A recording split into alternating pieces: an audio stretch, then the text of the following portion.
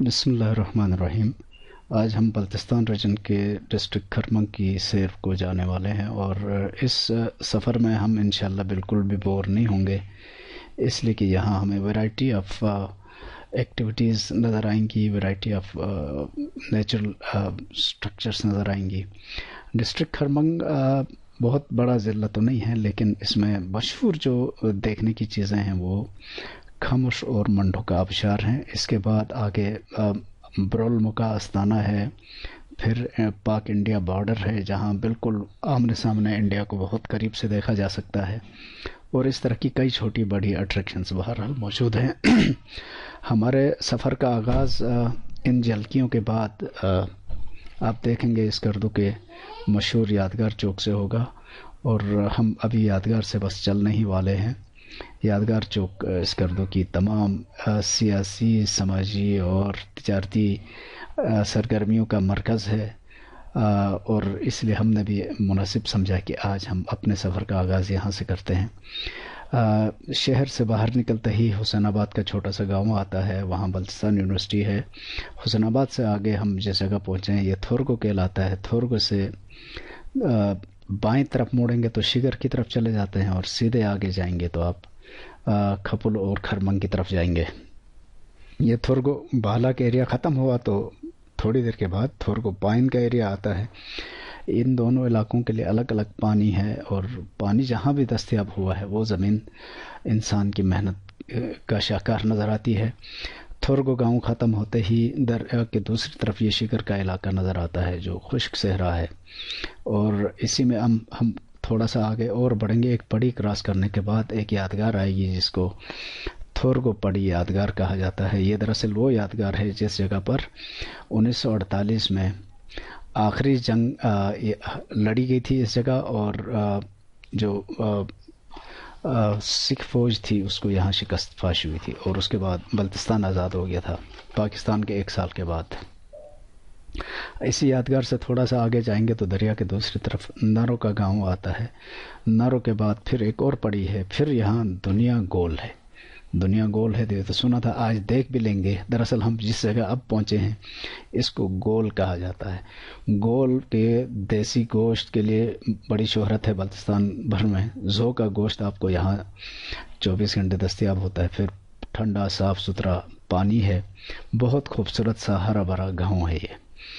اور اس وقت میں کیونکہ روڈ پہ چل رہا ہوں اس لیے پورا گاؤں میں آپ کو دکھا نہیں پا رہا، لیکن جب آپ وزٹ کریں گے تو آپ کو جی چاہے گا کہ یہاں تھوڑی دیر رکیں، اور نمکین چائے، میٹھی چائے، پھل فروٹ بہت وافر دستیاب ہوتے ہیں یہاں۔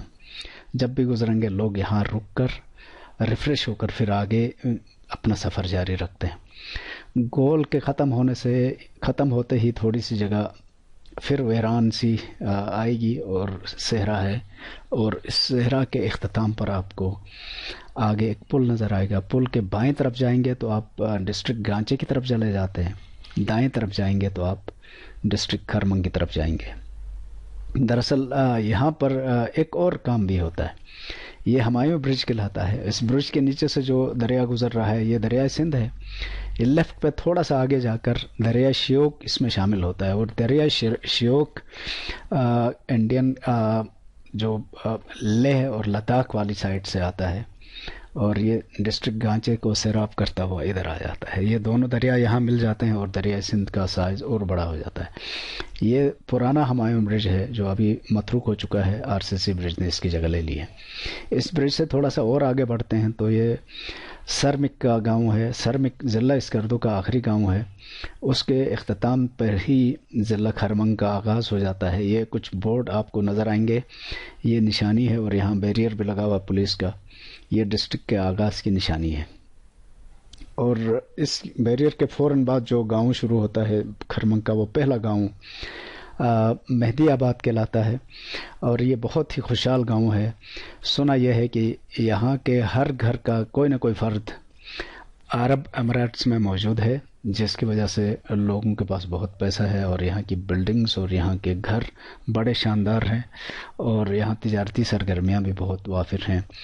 گاؤں کا گاؤں، اور سہولیات کے لحاظ سے تو شہر ہے ویسے یہ گاؤں ہے، اور یہاں ہر فیسلٹی تقریباً دستیاب ہے۔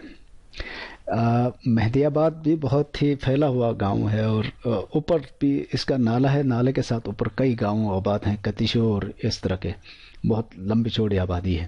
اس سے آگے بڑھتے ہیں تو مہدی آباد ختم ہوتے ہی لیفٹ سائڈ پر دریا کے پار ایک چھوٹا سا گاؤں ہے، اس کو ایک چھوٹا سا پل ملاتا ہے، غالباً اس کا نام پل پل دو ہے یا ایسا کوئی نام تھا، بہرحال یہ ایگزیکٹ مجھے اس وقت یاد نہیں آ رہا ہے۔ جو ہی ہم اس ایریا سے اور تھوڑا سا آگے بڑھتے ہیں تو ضلع خرمنگ کا سب سے خوبصورت گاؤں گاسنگ آتا ہے۔ گاسنگ ہمارے روڈ کے دائیں طرف موجود ہے اور بہت ہی ہرا بھرا پرسکون پانی، وافر صاف ستھرا چشمے کا پانی، دراصل جو منٹھوں کا آبشار ہے اسی کا پانی ادھر آتا ہے، اور اس لیے یہاں پہنچ کے ایک عجیب طرح کی فرحت اور سکون دستیاب ہوتا ہے، بندہ فریش ہو جاتا ہے۔ شہر کی جو گرمی کی تھکاوٹیں ہیں، الجھنیں ہیں، وہ ساری یہاں آ کر آپ کو تر تازہ ہوا میں وہ سب ختم ہو جاتی ہیں۔ گاسنگ گاؤں کافی بڑا بھی ہے، اور منٹھوکا کی طرف جائیں گے تو پھر آپ کو اندازہ ہوگا تقریباً آدھا گھنٹہ پیدل واک، اور گاڑی میں تقریباً 10 منٹ لگتے ہیں۔ بالکل پلین ہے، اور دریا ہے، بیچ میں نالہ ہے صاف ستھرے پانی کا جس میں مچھلی بھی ہے، اور دونوں طرف سرسبز شاداب پلین جگہ موجود ہے۔ گھاسنگ کے ختم ہوتے ہی منٹھوکا جانے کے لیے جو راستہ بنتا ہے، اس سے پہلا جو چھوٹا سا گاؤں ہے وہ مادھو پور کہلاتا ہے۔ مادھو پور کے دائیں طرف جائیں گے تو منٹھوکا آبشار کی طرف جائیں گے، اگر آپ سیدھے جائیں گے لیفٹ پر تو پھر یہ کارگل روڈ ہے، اور یہ روڈ سیدھا کارگل بارڈر تک جاتا ہے، لیکن اسی لیفٹ والے روڈ پر ہی راستے میں ہمیں خاموش آبشار بھی دیکھنے کو ملے گی، اور کئی تاریخی جو آثار ہیں وہ بھی ہمیں دیکھنے کو ملیں گے، تو وہ جو آتے جائیں گے میں آپ کو بتاتا جاؤں گا۔ فی الحال ہم نے مادھو پور میں تھوڑی دیر ریسٹ کرنے کا فیصلہ کیا ہے، اور یہاں چائے پی کر ہم ریفریش کر کے پھر اپنے آپ کو تر و تازہ کر کے آگے بڑھیں گے۔ اور ابھی میں آپ کو دکھاؤں گا کہ یہ کسی زمانے میں بہت ہی لیس ڈیولپڈ ایک چھوٹا سا گاؤں تھا، ابھی کیونکہ ٹورزم کا فلو بڑھ گیا ہے اس لیے کافی تبدیلیاں آئی ہیں۔ تقریباً 4-5 سال میں کہاں سے کہاں پہنچ گیا یہ چھوٹا سا گاؤں۔ اب ہم پہنچ گئے ہیں مادھو پور، اور یہ پل کراس کرتے ہی مادھو پور کا وہ چوراہا آتا ہے جس کے دائیں طرف آپ منٹھوکا کی طرف جاتے ہیں، اور بائیں طرف سیدھے جائیں گے تو ہم آگے خرمنگ خاص کی طرف جائیں گے۔ ابھی یہ خرمنگ کی طرف ہم سیدھے بڑھ گئے ہیں چائے پینے کے بعد، تو یہ پہلا جو گاؤں ہے گہوری کہلاتا ہے۔ گہوری اور گاسنگ تقریباً ملے ہوئے ہیں، بس بیچ میں ایک چھوٹا سا نالا ان کو الگ کرتا ہے، اور یہ خرمنگ کا سب سے پلین اور کشادہ گاؤں ہے۔ اسی لیے اسی گہوری میں ڈسٹرکٹ خرمنگ کا نیا ہیڈ کوارٹر تعمیر ہونے کا آغاز ہو چکا ہے۔ آگے ہم کچھ تعمیرات دیکھیں گے، جو ہی پانی والا یہ پورشن ختم ہو جائے گا، جہاں جہاں پانی پہنچا ہے وہ تو سرسبز ہے، اس سے آگے صحرا ہے پھر، اور اسی صحرا کو سرکاری دفاتر میں تبدیل کرنے کی کوشش شروع ہو چکی ہے۔ یہاں کچھ عمارتیں بنتی ہوئی نظر آئیں گی آپ کو۔ اس گہوری کے اختتام پر ہی دریا کے دوسری طرف ایک اور چھوٹا سا گاؤں ہے جس کو ایک سسپینشن برج ملاتا ہے۔ گاؤں کا نام میں فی الحال بھول گیا، ایم سوری فار دیٹ۔ بہرحال یہ بھی ایک خوبصورت سا گاؤں ہے، اور بڑے آسانی سے 5 منٹ میں ادھر گہوری پہنچا جا سکتا ہے، اور اسی طرح منٹھوکا بھی جانا چاہیں تو جا سکتے ہیں۔ اس گاؤں کے بعد پھر بیچ میں تھوڑا سا خالی ایریا آتا ہے، یعنی سمجھو کہ صحرا ٹائپ کی جگہ ہے جس میں دونوں طرف بہت قریب قریب پہاڑ ہیں اور دریا ہے بیچ میں۔ اس لیے اس بوریت کا حل لڑکوں نے بس کے اندر ہی ناچ کر پورا کرنے کا فیصلہ کیا۔ دراصل خوش رہنے کے لیے ضروری نہیں ہے کہ آپ کے پاس کھلے میدان ہو، بس آپ میں جذبہ ہونا چاہیے اور تھوڑی سی کوشش، پھر آپ ہیں اور خوشیاں ہیں۔ بہرحال ہم آگے بڑھ گئے ہیں، اور ابھی ہم جس گاؤں میں پہنچے ہیں اس کو کمنگو کہا جاتا ہے۔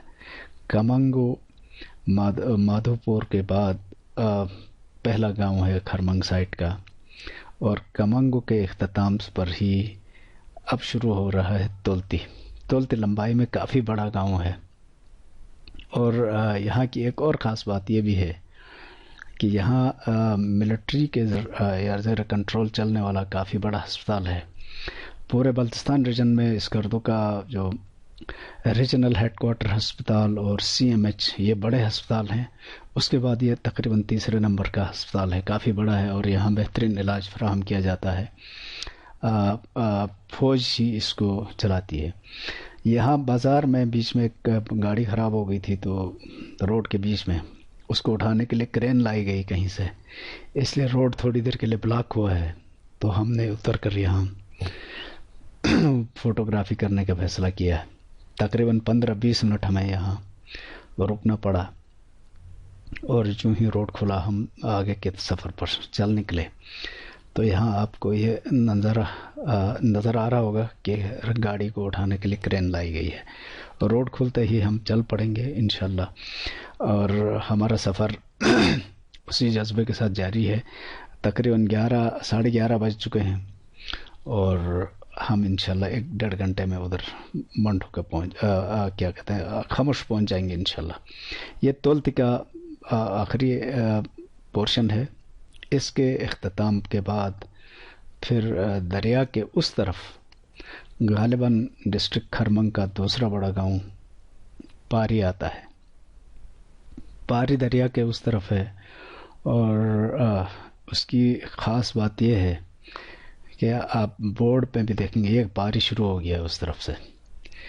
یہاں کا سیب پورے بلتستان بلکہ جی بی میں مشہور ہے، سسپولو کے نام سے پہچانا جاتا ہے، اور اتنی خوشبو ہے اس کی کہ جس وقت سیب کا سیزن ہو تو اس پوری وادی سے خوشبو آتی ہے۔ اور پاری دریا کے اس طرف ہے، 2 حصوں پر مشتمل ہے، ایک اوپر والا ہے، ایک نیچے گمبا پاری کہلاتا ہے، اور یہاں کے زیادہ تر لوگ اس گردوں میں ہی سیٹل ہیں جو کاروبار کرتے ہیں اور کاروباری ذہنیت کے لوگ ہیں۔ یہ سسپولو سیب کا نام ہے، اور یہ چھوٹا سا سسپینشن برج ہے جو پاری کو کرگل روڈ سے ملاتا ہے۔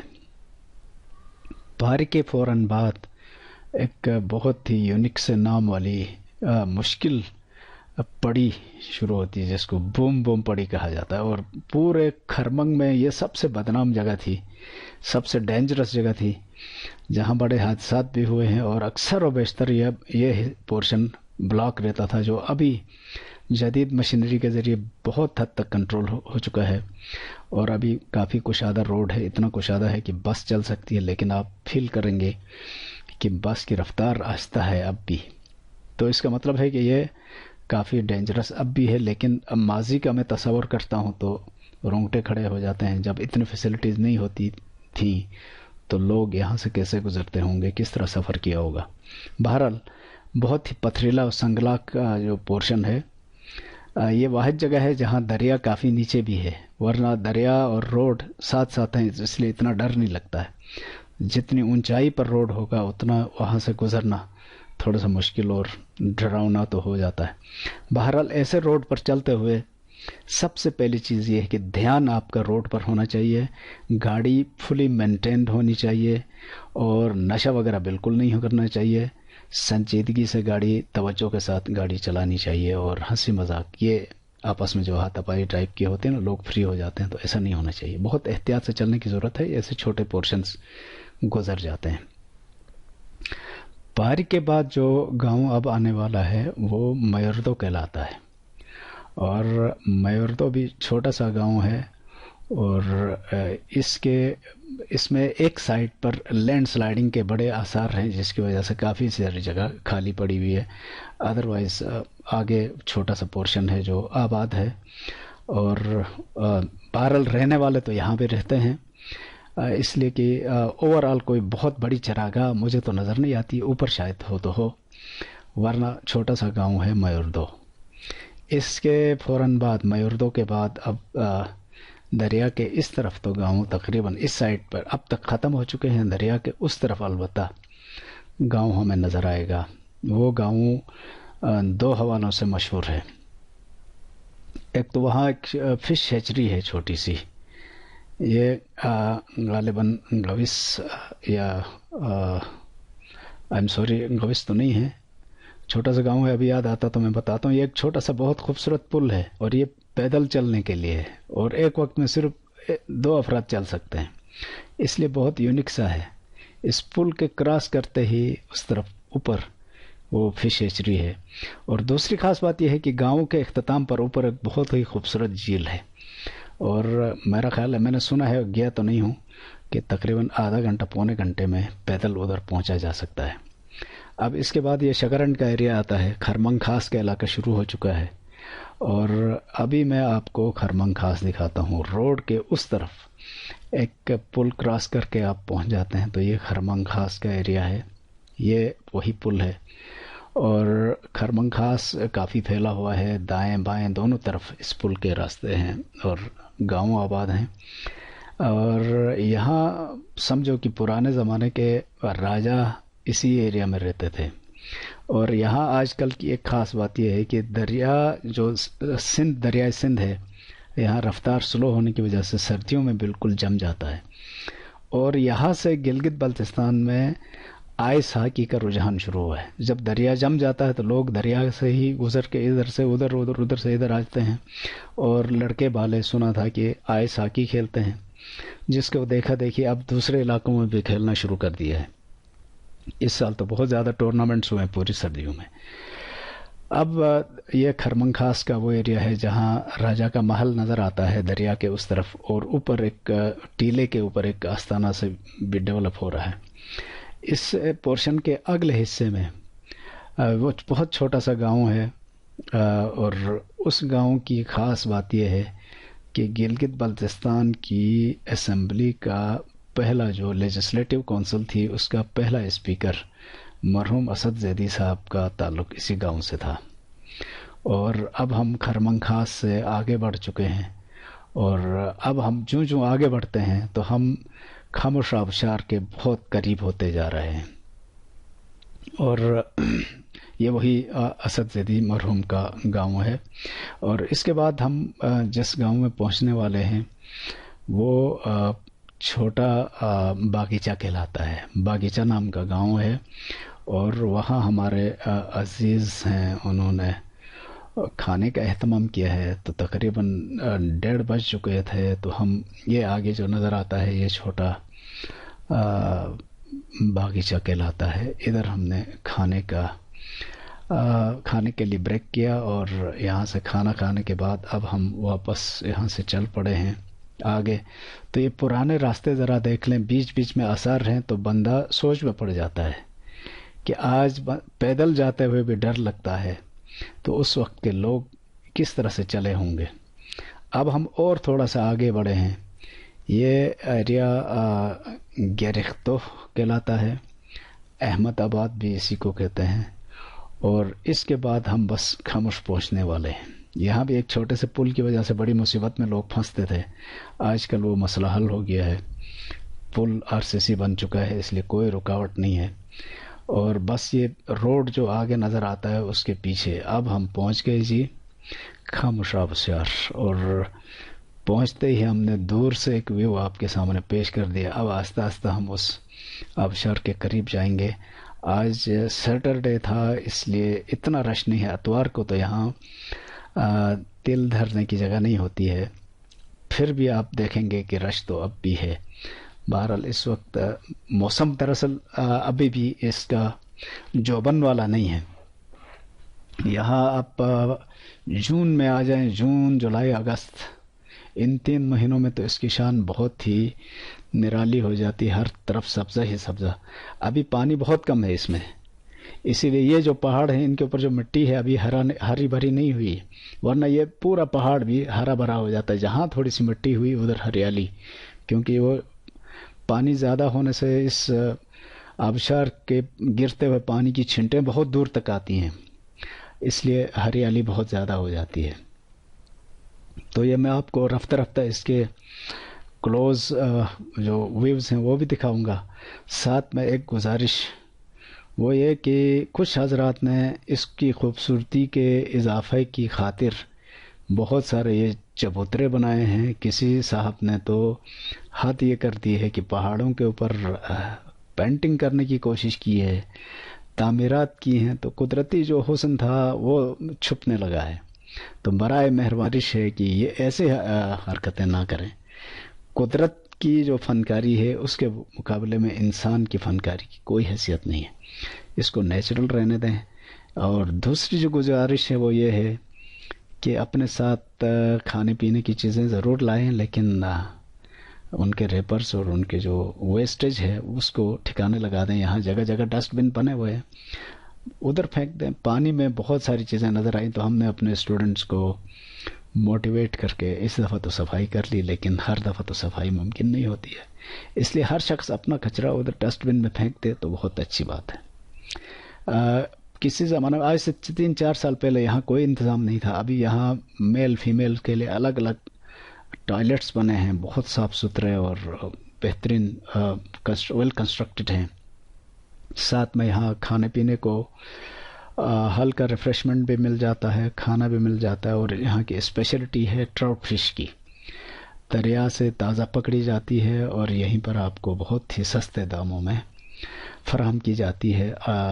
اس لیے یہاں پر آپ کو کوئی پریشانی نہیں ہوتی ہے.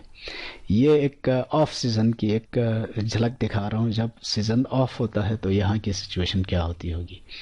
پانی تو یہ اگست کا یہ کلپ ہے. پانی اس وقت بہت زیادہ تھا، لیکن سردی بڑھ گئی تھی، اس لیے ہریالی میں کافی کمی آئی تھی. اس وقت پانی میں کمی ہے، البتہ ٹمپریچر بہت ہی مناسب ہے.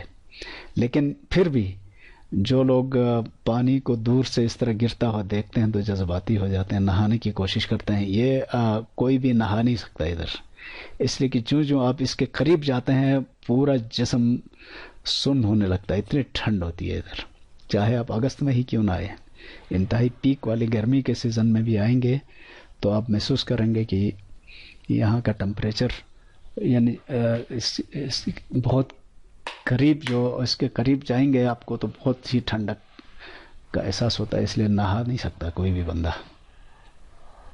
بہرحال یہاں آپ جتنی دیر رکیں بہت ہی مزہ آتا ہے. شروع میں تو اب تو ہمارے جو موبائل اور کیمرے ہیں انہوں نے ہمارے ٹریڈیشن اور ٹرینڈ کو ہی چینج کر کے رکھ دیا ہے.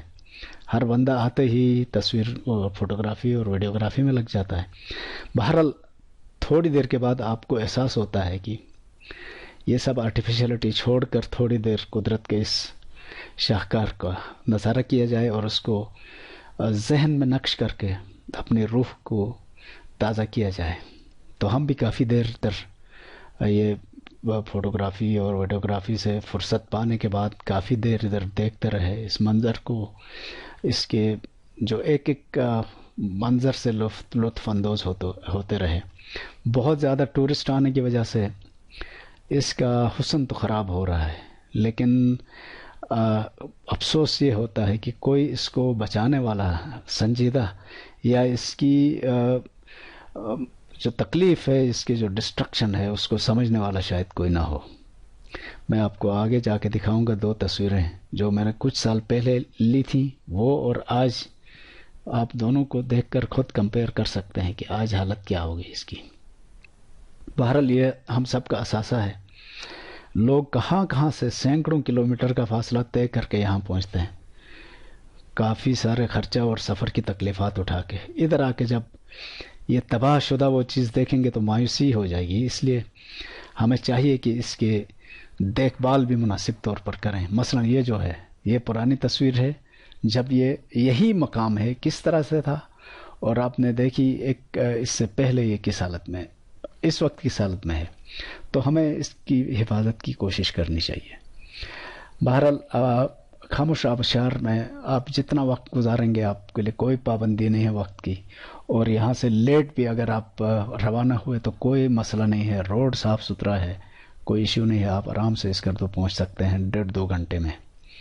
اور یہاں اگر نہیں، یہاں تو قیام اور طعام کا تو ہے، قیام کا انتظام شاید نہیں ہے اتنا.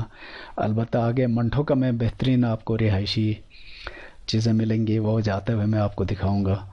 واپسی پہ بہت زیادہ ابھی ہوٹل بنے ہیں، ریزارٹس بنے ہیں. اور آرام سے وہاں نائٹ اسٹے کر سکتے ہیں. اب باقی یہاں سے آگے کی چیزیں بچوں کے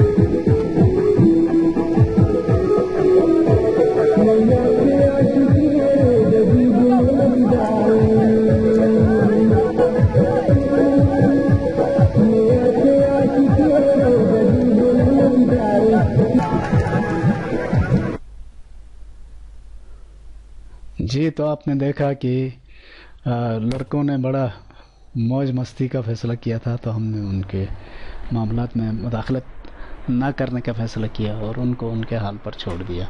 بہرحال جوانی ہو، مناظر ہو، فرصت ہو، تو پھر دیر کس بات کی. انجوائے کرنا چاہیے، اور لڑکوں نے خوب انجوائے کیا. اور اس کے بعد یہاں جو سین آپ دیکھ رہے ہیں، یہ یہاں سے آگے کا ہے. ایک جگہ ہے جس کو ممشتھنگ کہا جاتا ہے. یہ بارڈر سے صرف 10 کلومیٹر پیچھے ہے، اور یہ پہاڑ ہے خاص اسٹائل کا بنا ہوا، جس میں آپ محسوس کر سکتے ہیں کہ ایسا لگتا ہے کہ یہ دیوار کی طرح پہاڑ بنایا گیا ہو، حالانکہ یہ قدرتی ہے. تو اور اس کے نیچے جو دریائے سندھ کا سکون ہے وہ بھی قابل دید ہے، بہت پرسکون انداز میں بہتا ہے. اور بارڈر کی طرف جاتے ہوئے اس جگہ سے آگے کیمرہ لے جانے کی اجازت نہیں ہے، اس لیے یہاں کے آگے مناظر نہیں دکھا سکتا. البتہ یہ جو سندھ دیکھ رہے ہیں، یہ دریائے سندھ اور دریائے لداخ یہ آپس میں ملتے ہیں. دریائے سندھ دراصل کرگل سائڈ سے آتا ہے، اور دریائے لداخ تو نام سے ہی ظاہر ہے وہاں ہے. اب ہم واپس آ چکے ہیں، دوبارہ منٹھوکا پہنچے ہیں. مادھو پور، یہاں سے آگے بس نہیں جا سکتی تھی، اس لیے ہم نے پیدل جانے کا فیصلہ کیا، اور تقریباً آدھے گھنٹے میں ہم خاموش آبشار پہنچ گئے تھے. تو 1 گھنٹے کی ہائیکنگ بھی ہم نے اسی میں کر ڈالی. اور حالانکہ دن بھر کا سفر ہے، تھکن کے آثار ہیں، پھر بھی ہائیکنگ کا جو اپنا مزہ ہے وہ تو ہمیں تو نشہ ہے، اس لیے ہم اس کو بھی انجوائے کرتے ہوئے ادھر تک گئے. اور وہاں پہنچتے ہی پولیس سرات سے گزرنا پڑا. یہ بڑا خطرناک ہینگنگ بلکہ جھولنے والا برج ہے، جس سے گزرنے کے لیے بہت احتیاط کی ضرورت ہے. اگرچہ سائڈز پر جالیاں والیاں لگا دی گئی ہیں، لیکن بہت زیادہ جھولتا ہی ہے، اس لیے بیلنس مینٹین کر کے چلنا بہت ضروری ہے. اور جب آپ اس پل کو کراس کر کے آتے ہیں اس طرف، تو آپ کے سامنے ہی آپ کا مشہور منٹھوکا واٹر فال موجود ہے. منٹھوکا یہ ہے، آپ دیکھ سکتے ہیں، یہ بھی ایک واٹر فال ہے، اور اس میں اور خاموش والے میں بناوٹ میں تھوڑا سا فرق ہے. یہ پھیلا ہوا ہے، وہ کلوز ٹائپ کے اس سے گزر رہا تھا. بہرحال اس کے نیچے جا کے آپ نہا سکتے ہیں. یہاں نسبتاً ٹھنڈا تو ایریا یہ بھی ہے، لیکن یہاں پر وہ پانی کا پریشر تھوڑا سا کم ہے، کیونکہ یہ پھیلا ہوا پانی ہے. جبکہ خاموش میں بہت زیادہ پریشر ہے، وہاں نیچے جانا ممکن نہیں تھا. یہ جگہ بھی پہلے ایسے ہی پڑی ہوئی تھی، ابھی بہت زیادہ ریسٹرکٹ کی گئی ہے. لوگوں نے تعمیرات کر کے انٹری فیس رکھی ہوئی ہے. یہاں کوئی 100 روپے لیتے ہیں، اور میرا خیال ہے نان لوکل سے کچھ زیادہ ہی لیتے ہوں گے، مجھے ایگزیکٹ نہیں پتا، لیکن لوکل سے تو 100 روپے لیتے ہیں.